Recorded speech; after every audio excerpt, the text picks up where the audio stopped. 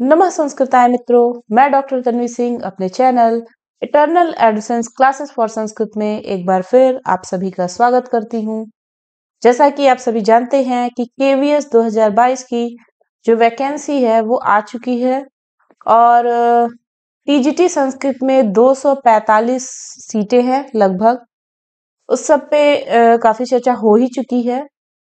तो इसके पहले मैंने केवीएस टीजीटी संस्कृत का जो सिलेबस था वो अपने चैनल के माध्यम से अपलोड कर दिया। मैंने आप सभी को बताया था कि जो टीजीटी केवीएस कराती है उसमें इस बार काफी बदलाव हो चुके हैं। पहले जो एग्जाम का पैटर्न था वो दूसरा था और अभी एग्जाम के पैटर्न में काफी बदलाव आ गया है। तो अगर वो सब जानकारी आपको चाहिए तो आप इसके पहले का जो वीडियो है केवीएस के पाठ्यक्रम पे उसको जाकर देख सकते हैं। हमने अपने चैनल में केवीएस टीजीटी का प्लेलिस्ट भी बना दिया है। अगर आपको केवीएस की सिर्फ वीडियो देखनी होगी तो आप केवीएस टीजीटी की जो प्लेलिस्ट मैंने बनाई है उसमें जाकर देख सकते हैं। तो आज से हम केवीएस टीजीटी संस्कृत रुचिरा भाग 1 जो क्लास 6 में चलती है उसके पाठों को देखेंगे।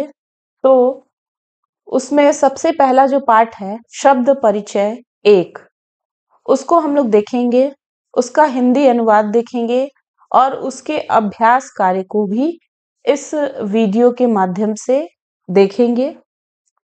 तो अगर आप हमारे चैनल पे नए हैं तो हमारे चैनल को जरूर सब्सक्राइब करिए ताकि आगे आने वाली वीडियो की नोटिफिकेशन आपको आसानी से मिल जाए।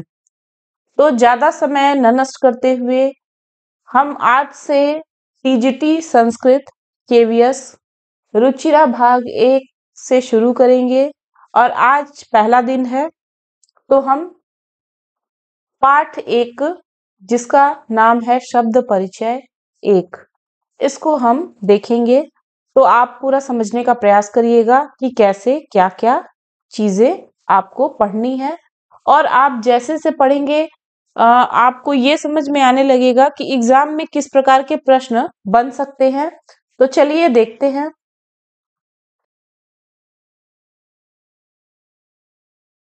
तो पहला पाठ का नाम है शब्द परिचय 1। इसके बारे में मैं बता देती हूँ।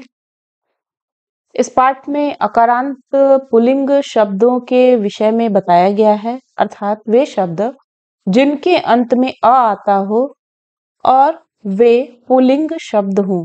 तो शब्द परिचय 1 में पुल्लिंग शब्दों के बारे में बताया गया है। को बहुत ध्यान से आपको बस देखना है और आपके दिमाग में ये सारी चीजें बैठ जाएंगी कि प्रश्न कैसे बन सकता है। ठीक है, तो पहले तो जितना भी पाठ दिया है सारे पाठ को हमको पढ़ना है और उसके अभ्यास कार्य को करना है। उसमें से ही मुझे लगता है प्रश्न बड़े ही आराम से बन जाएंगे क्योंकि बहुत कुछ है। तो चलिए स्टार्ट करते हैं शब्द परिचय 1। तो आपको बुक में ये सारी ये इतना पोर्शन दिखाई देगा, ये वाला जो पोर्शन है ये नहीं दिखाई देगा। तो आप इसको बस आपको देखते चलना है संस्कृत और इसका हिंदी अनुवाद क्या होगा और मैं यहीं पे चीजों को समझाऊंगी। तो जैसा कि आप स्क्रीन पे देख रहे हैं एषः कः, और ये आप देख रहे होंगे कि ये जो भी वस्तु है ये पास में है। तो पास के लिए एषः, एषः का मतलब होता है यह, दूर के लिए वह का प्रयोग होगा, यह वह। तो आपको वही सब चीजें संस्कृत में देखनी है। तो ये सब चीजें आप दिमाग में बैठा के ही चलिएगा। तो चलिए देखते हैं।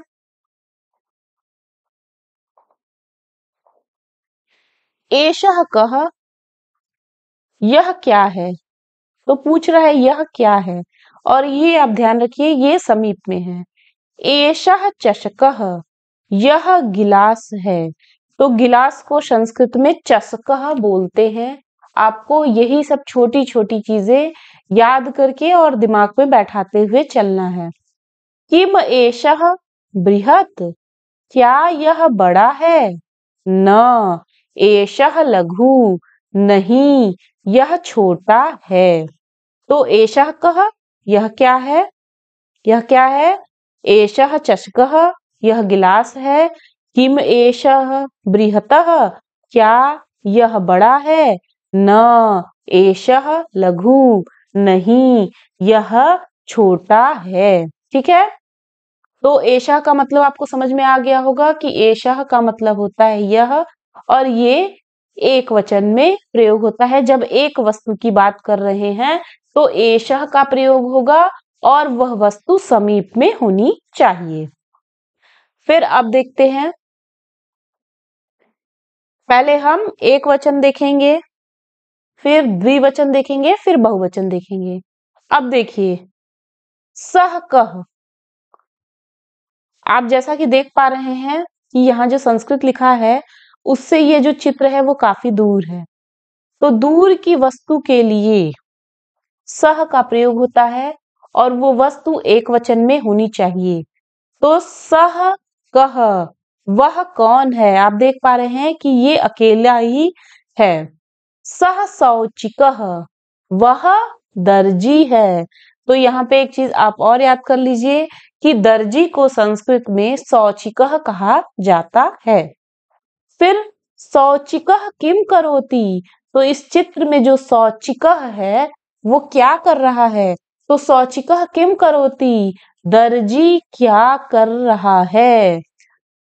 किम सह खेलति, क्या वह खेल रहा है?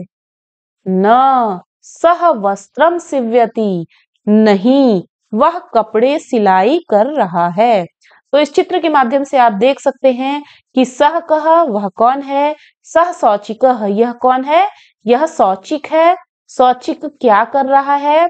यानी दर्जी क्या कर रहा है? फिर है किम सह खेलति, क्या वह खेल रहा है? न सह वस्त्रम सिव्यति, नहीं वह कपड़े सिलाई कर रहा है। तो ये हो गई एक वचन की बात। तो एक वचन में जब पास की वस्तु की बात होगी और एक वचन होगा तो एषः, और दूर की वस्तु के लिए सह का प्रयोग होगा। तो एषः और शह में अंतर आपको समझ में आ गया होगा। फिर देखिए,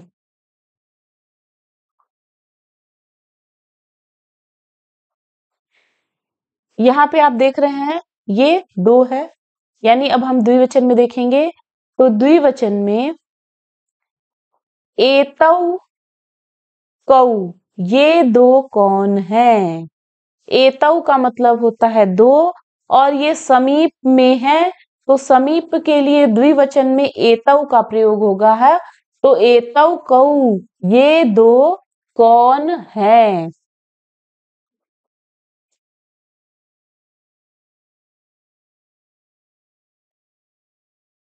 फिर देखिए, एतौ शुनकौ स्तः, ये दो कुत्ते हैं। तो कुत्तों को संस्कृत में शुनकौ कहा जाता है। शुनकः शुनकौ, तो एक कुत्ते के लिए शुनकः, दो कुत्ते के लिए शुनकौ। फिर किम एतौ गर्जतः, क्या ये दोनों गरज रहे हैं? न एतौ उच्चै बुक्कतः, नहीं ये दोनों जोर से भौंक रहे हैं। ठीक है, तो आपको ये समझ में आ गया होगा। मैं यही भी बता देती हूँ, एक वचन में एषः का प्रयोग होगा, द्विवचन में एतौ का प्रयोग होगा, और बहुवचन में एते का प्रयोग होगा। उसी तरह कौन के लिए जब एक वचन होगा तो कह, द्विवचन होगा तो कौ, और बहुवचन होगा तो के। तो ये सब चीजें आपको दिमाग में बैठा के ही चलनी है। अब हम, ये तो हो गया समीप के लिए, अब हम देखेंगे दूर की वस्तु के लिए। तो देखिए, तौ कौ, वे दो कौन है? तो आपको दिख रहा होगा ये दो, इन दोनों की बात हो रही है। तौ कौ, वे दो कौन है? तौ बलि वर्दौ स्तः, वे दो बैल हैं। तौ बलि वर्दौ स्तः, वे दो बैल हैं। तो देखिए बलि वर्दः, बलि वर्दौ, बलि वर्दई। तो आपको एक चीज याद करनी है यहाँ पे कि बैल को संस्कृत में क्या कहा जाता है? तो संस्कृत में बैल को बलि वर्दः कहा जाता है। यही सब छोटी छोटी चीजें आप नोट करते हुए चलिएगा, आपका नोट्स भी तैयार हो जाएगा। फिर कह रहे किम तौ धावतः, क्या वे दोनों दौड़ रहे हैं? न तौ क्षेत्रम कर्षतः, नहीं वे दोनों खेत जोत रहे हैं। तो खेत को संस्कृत में क्षेत्रम बोलेंगे और जोतने को कर्षतः बोलेंगे। तो यहाँ से आपका संस्कृत का जो शब्दों का संग्रह है वो भी तैयार हो जाएगा। फिर देखिए, तो अभी हमने समीप की वस्तु में और दूर की वस्तु में यह और वह, ये दो वे दो, इनको देख लिया है। तो आप यहाँ देख सकते हैं ये समीप की वस्तु में यह का प्रयोग देख लिए यानी एषः का, दूर की वस्तु में वह का प्रयोग देख लिए यानी सह का, द्विवचन में ये दो का प्रयोग देख लिए एतौ, और दूर की वस्तु में वे दो तौ का प्रयोग देख लिए। अब हम आते हैं, एक वचन हो गया, द्विवचन हो गया, अब बहुवचन देखेंगे। तो आप जैसे देख सकते हैं कि ये जितने भी बैग हैं ये समीप में हैं, देख रहे हैं ये समीप में है। तो अब बहुवचन की बात है, तो जैसा कि मैंने बोला है कि एषः एषः एतौ एते, एषः एक वचन, एतौ द्विवचन और एते बहुवचन। तो देखिए एते के, ये सब कौन है या क्या है, ये आप ऐसे प्रयोग कर सकते हैं। तो ये सब क्या है? एते स्यूता संति, ये सब थैले हैं। एते के, ये कौन है या क्या है? एते स्यूता संति, ये सब थैले हैं। किम एते हरित वर्णा, पूछ रहा है क्या ये हरे रंग के हैं? तो नहीं, एते नील वर्णा संति, जैसा कि आप स्क्रीन पे देख रहे हैं कि ये नीले रंग के हैं। तो नहीं एते नील वर्णा संति, नहीं ये नीले रंग के हैं। तो आपने बहुवचन का समीप रखी वस्तुओं का प्रयोग देख लिया। अब हम दूर का देखेंगे। तो देखिए ते के, वे सब कौन हैं? आप देख रहे हैं कि ये जो संस्कृत का शब्द है इससे ये कितने दूर हैं, ठीक है। तो ते के, जब दूर में बहुत सारे लोग हों या बहुत सारी वस्तुएं हैं तो हम ऐसे ही पूछेंगे ते के, वे सब कौन हैं? ते वृद्धा संति, जैसा कि आप देख रहे हैं कि ये लोग वृद्ध हैं, तो इसका अर्थ होगा वे बूढ़े लोग हैं।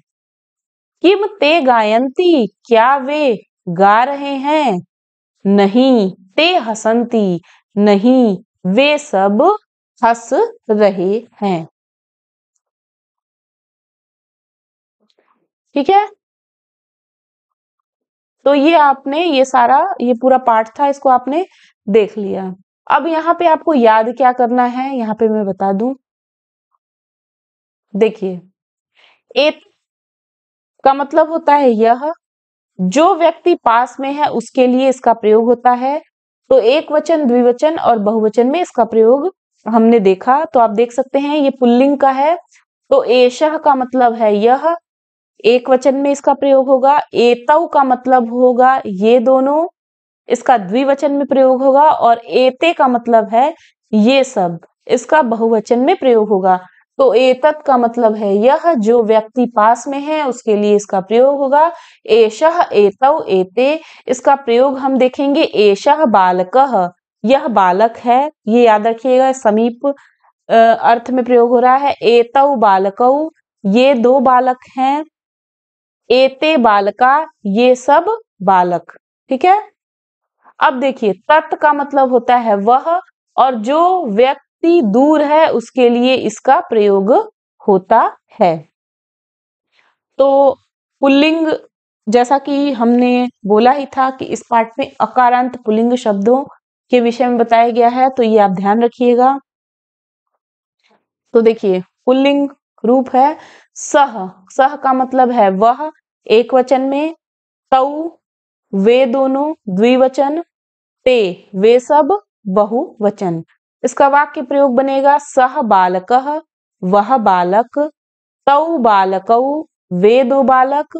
ते बालकाः, वे सब बालक। तो ये जो पाठ था, इसका पूरा सार यही था कि आपको ये चीजें समझनी है, एतत् और तत् को। तो अब हम इसका जो अभ्यास है उसको देख लेते हैं। तो यहाँ पे उच्चारण करने के लिए कहा है। तो देखिए, यहाँ पे हम उच्चारण करके उसका अर्थ भी जानेंगे। छात्रः मतलब छात्र। गजः मतलब हाथी। घटः मतलब घड़ा। शिक्षकः मतलब अध्यापक। मकरः मतलब मगरमच्छ। दीपकः मतलब दीपक। मयूरः मतलब मयूर, या मयूरः का मतलब मोर। बिडालः का मतलब है बिल्ली। अश्वः का मतलब है घोड़ा। शुकः का मतलब है तोता। मूषकः का मतलब है चूहा। चंद्रः का मतलब है चंद्रमा। बालकः का मतलब है लड़का। चालकः का मतलब है चालक। गायकः का मतलब है गायक।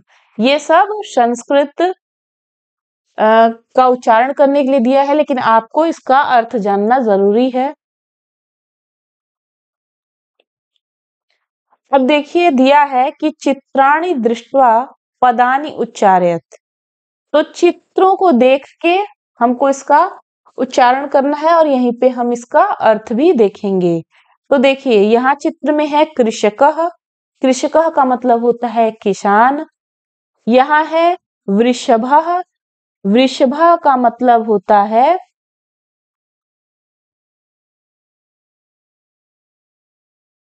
बैल। वृषभः मतलब बैल। भल्लुकः मतलब भालू। मंडूकः मतलब मेढक। कपोतः मतलब कबूतर। पर्यंकः मतलब पलंग। दूरभाषः मतलब फोन। काकः मतलब कौआ। शौचिकः मतलब दर्जी। अब देखिए, आपके अभ्यास में दिया हुआ है, इसको इसको कर दिया है, और अब बाकी सबको आपको करना है। तो यहाँ पे सामने ही सारा लिखा है, इसको आप लोग देख लीजिए। वर्ण संयोजनेन पदम लिखत। तो वर्णों का संयोजन करके पदों को लिखना है। तो देखिए, यहाँ पे मैं आपको बता देती हूँ कैसे। देखिए, च में हलंत है, इसमें अ जाएगा तो च हो जाएगा। श में हलंत है, इसमें अ जाएगा तो ये श हो जाएगा। और क इसमें हलंत है, इसमें अह जाएगा तो ये कह हो जाएगा। तो मिल के बनेगा चषकः। वैसे सौ, स धन औ, सौ। च धन ई, ची।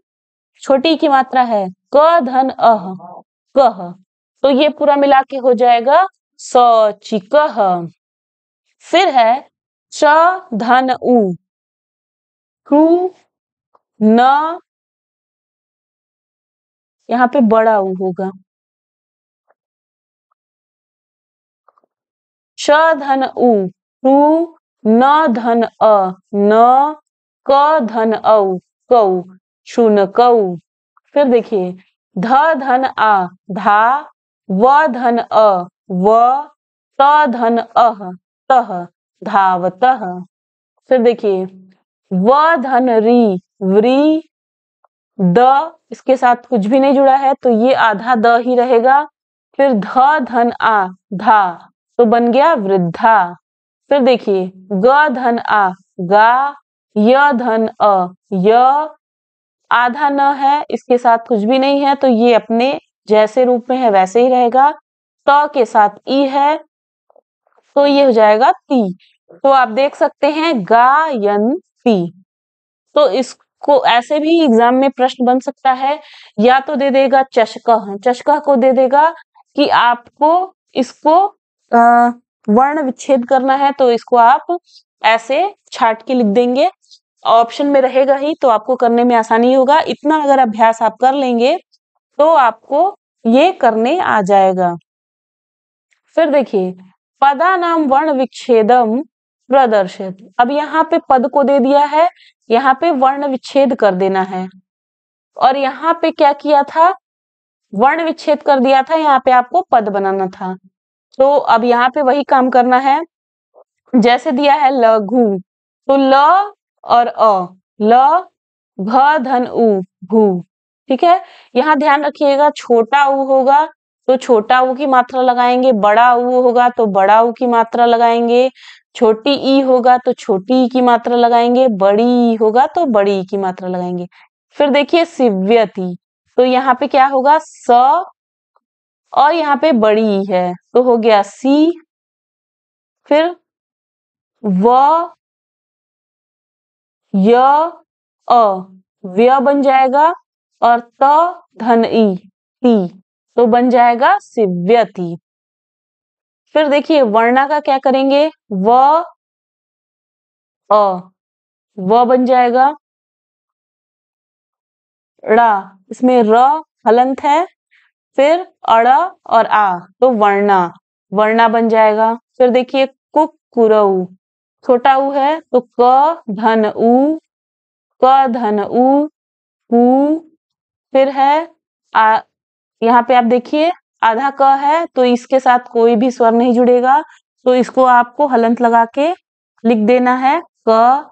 फिर ये वाला देखिए कु है तो इसमें क धन उ, तो ये आधा क और पूरा क और उ की मात्रा कु, और फिर रऊ, तो र में औ की मात्रा लगेगी तो रऊ बनेगा, तो कुक कुरऊ बन जाएगा।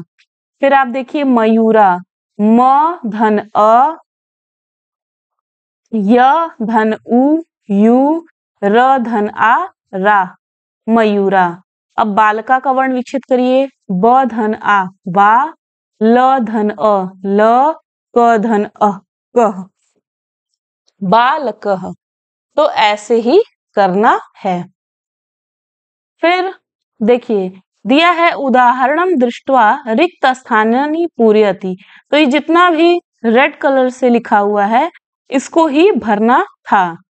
तो आप देख सकते हैं यहाँ पे एक एग्जाम्पल ऐसे दिया रहेगा, चषकः चषकौ चषका, यानी एक वचन द्विवचन, ये एक वचन है, ये द्विवचन है और ये बहुवचन है। तो वैसे ही यहाँ पे जितनी जगह रेड से लिखा है इसको खाली दिया हुआ था, यानी रिक्त स्थान ये था, इसको भरना था। तो आप यहाँ पे देख लीजिए, इसको मैं सीधे सीधे पढ़ देती हूँ, चषकः चषकौ चषकाः, यानी एक चूहा एक गिलास, चषकौ 2 गिलास, चषका बहुत सारे गिलास, बलिवर्दः एक बैल, बलिवर्दौ 2 बैल, बलिवर्दा बहुत से बैल, शुनकः, शुनक का मतलब होता है कुत्ता, एक कुत्ता, शुनकौ 2 कुत्ता, शुनका बहुत सारे कुत्ते। फिर है मृगः, एक हिरन, मृगौ 2 हिरन, मृगा 3 या बहुत सारे हिरन। फिर देखिए शौचिकः, यानी एक दर्जी, शौचिकौ 2 दर्जी, शौचिका बहुत सारे दर्जी, मयूरः एक मोर, मयूरौ 2 मोर, मयूरा 3 मोर। तो आपको इसको ऐसे याद करना है, चषका चषकौ चषका, बलिवर्दः बलिवर्दौ बलिवर्दा, शुनकः शुनकौ शुनका, मृगः मृगौ मृगा, शौचिकः शौचिकौ शौचिका, मयूरः मयूरौ मयूरा।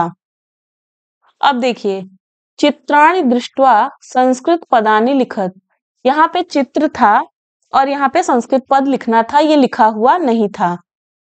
इसको हमने लिख दिया है।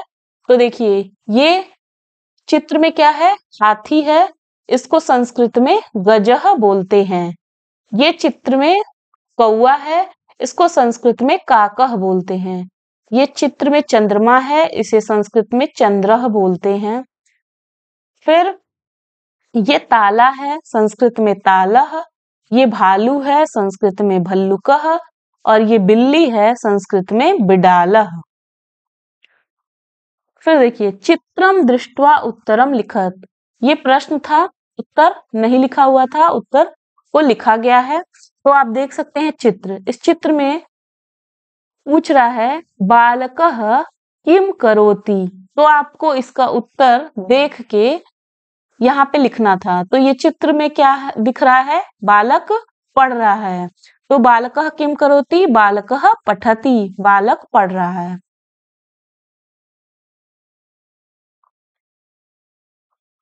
फिर है अश्वौ किम कुरुतः, तो यहाँ पे घोड़े चित्र में क्या कर रहे हैं, दौड़ रहे हैं।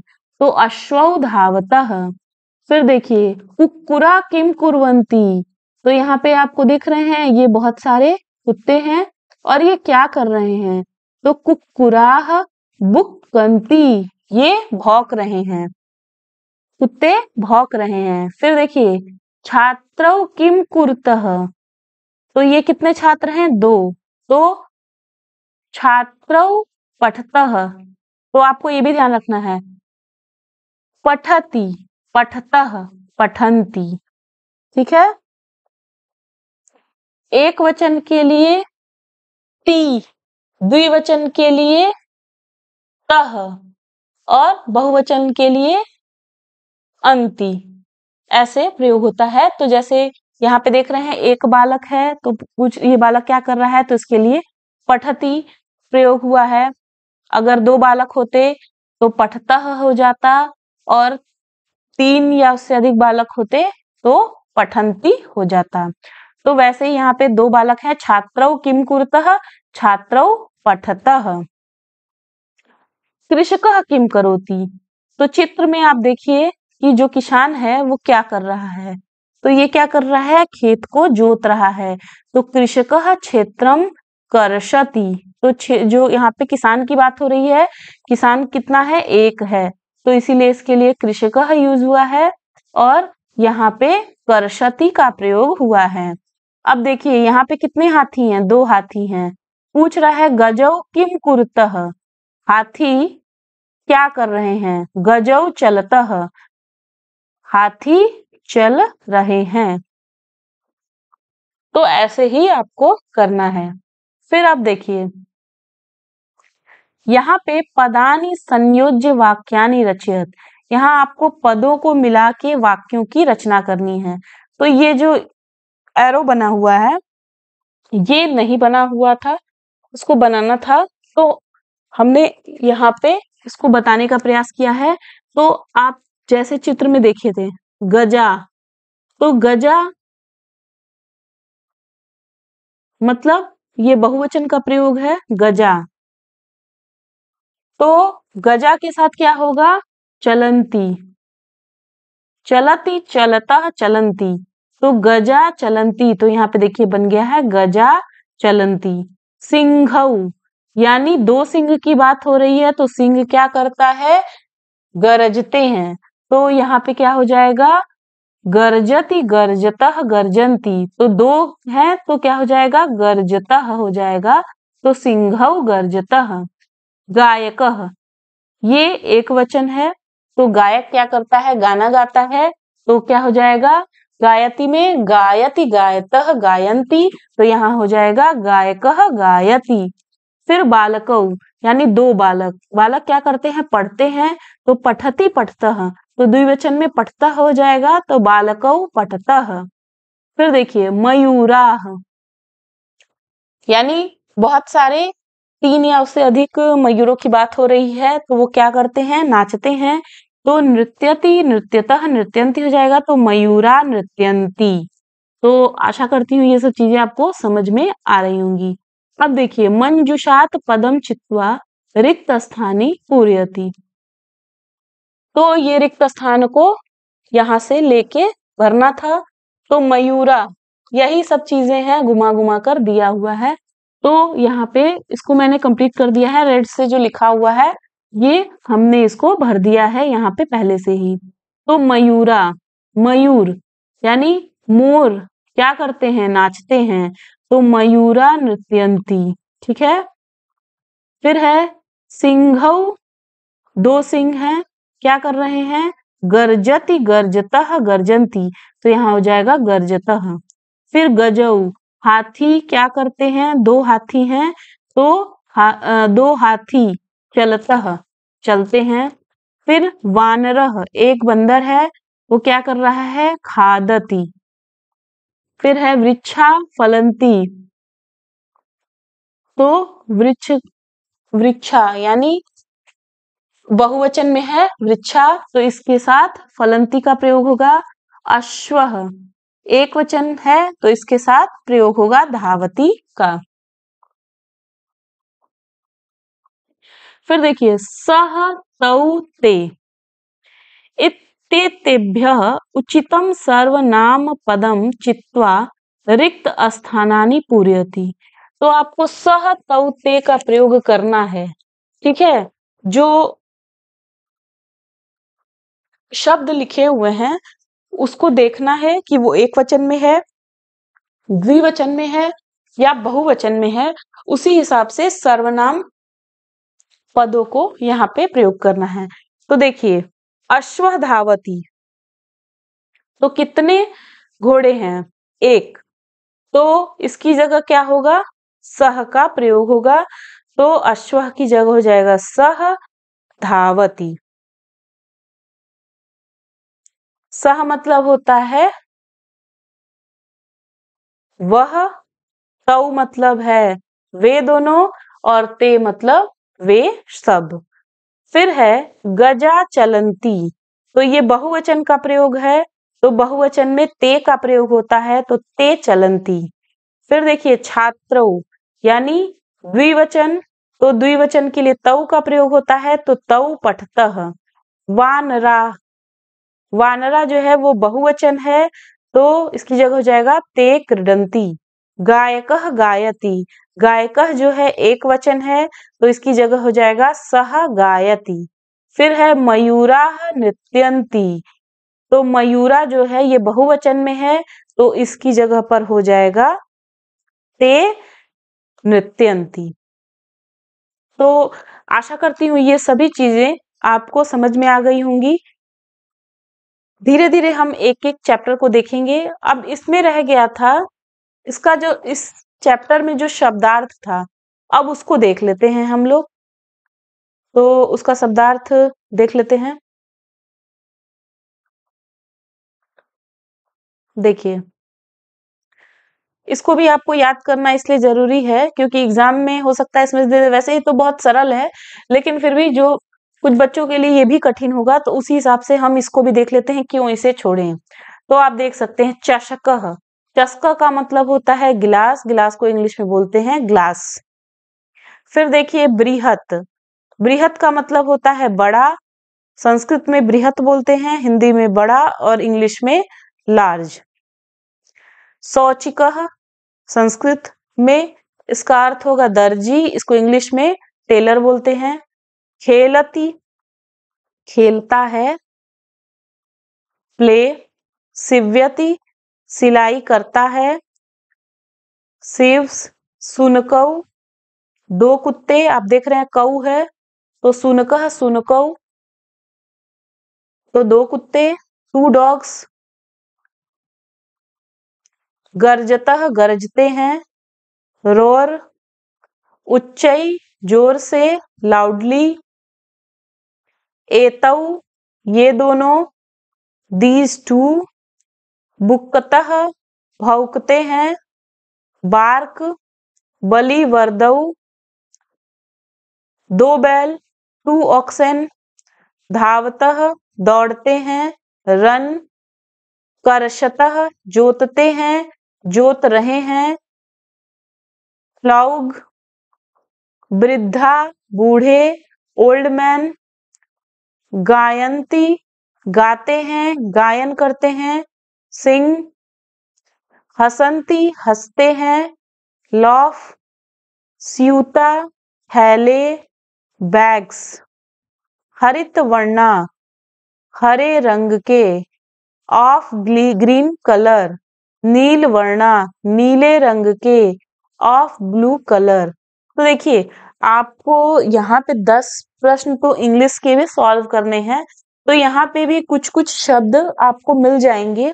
जैसे जैसे एक एक पार्ट बढ़ेंगे आपको ऐसे ऐसे शब्द मिलेंगे जिनकी इंग्लिश आपको नहीं पता है।